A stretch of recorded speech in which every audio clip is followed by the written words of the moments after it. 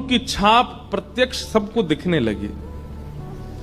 अब ये तो थी उनके ऊपर कृपा, लेकिन इससे क्या हुआ कि वे महात्मा लौट करके जब अपने आश्रम आए तो उनके गुरुजी ने जब उनके माथे पर देखा तो वो बोले, तुमने अपने गुरु के द्वारा दिया हुआ चिन्ह बदल दिया, हमने जो तुमको तिलक दिया तुम वो क्यों नहीं लगाते, ये क्या लगाए घूम रहे हो। तो हाथ जोड़ के निवेदन किया, गुरुजी ये कोई तिलक नहीं है, ये कोई चिन्ह नहीं है, ये तो मेरी किशोरी जी ने कृपा करके अपने नूपुर का चिन्ह मुझे दे दिया है। तो गुरुदेव बोले, हाँ तू बहुत बड़ा भक्त है ना, किशोरी जी आकर के तुझको चिन्ह देंगी। कोई माने नहीं, सब बोले जाओ इसको मिटा के आओ और जो मैंने तुमको चिन्ह दिया है वो लगाओ। अब पहले तो उनके हाथ कांपे कि मैं इसको कैसे मिटाऊं, लेकिन गुरु आज्ञा से ऊपर कोई नहीं। देखो ये गुरु निष्ठा होती है। किशोरी जी ने भले ही चिन्ह दिया, लेकिन गुरु आज्ञा है तो ठीक है। गए यमुना जल से सुबह से शाम हो गई मिटाते मिटाते, लेकिन वो चिन्ह मिटा नहीं उनसे। शाम को लौट करके आश्रम आए तो गुरुजी बोले, मैंने तुझे सुबह टोका था ना ये चिन्ह मिटा के आ, और तू अभी भी नहीं मिटा रहा। बोले गुरुजी मैंने प्रयास तो बहुत कर लिया लेकिन ये मिट नहीं रहा है। तब भी उनके गुरुजी माने नहीं।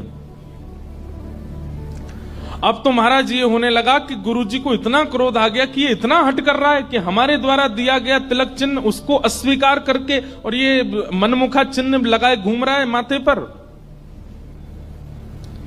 गुरुजी ने सब अपने परिकर के लोगों को बैठा करके पंचायत करी आश्रम में। बोले इसको निकालो, जब हम में श्रद्धा नहीं, हमारे स्वरूप में श्रद्धा नहीं, हमारे तिलक में श्रद्धा नहीं, तो क्यों रहता है यहाँ पे।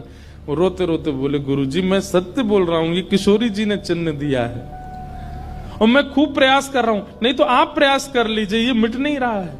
अच्छा अब हमसे चाहता है कि हम तेरे माथे को छू करके मिटाएं। नहीं माने।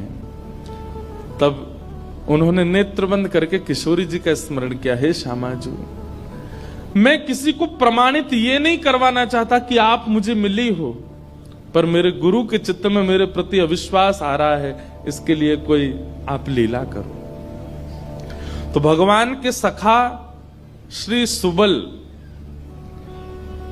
सुबल जी की ये आराधना करते थे। ये जो महापुरुष थे ये ठाकुर जी के सखा सुबल का चिंतन करते थे कि कभी मैं ठाकुर जी से मिलने का मन हो तो ये सुबल का चिंतन करते थे कि सुबल कभी कृपा करेंगे तो मुझे ठाकुर जी से मिला देंगे।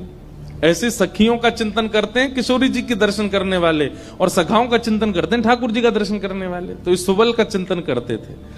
तो किशोरी जी ने सुबल को बुलाया। सुबल आए, श्यामाजू आज्ञा करो। बोले आपको हमारा एक काम करना है। एक महात्मा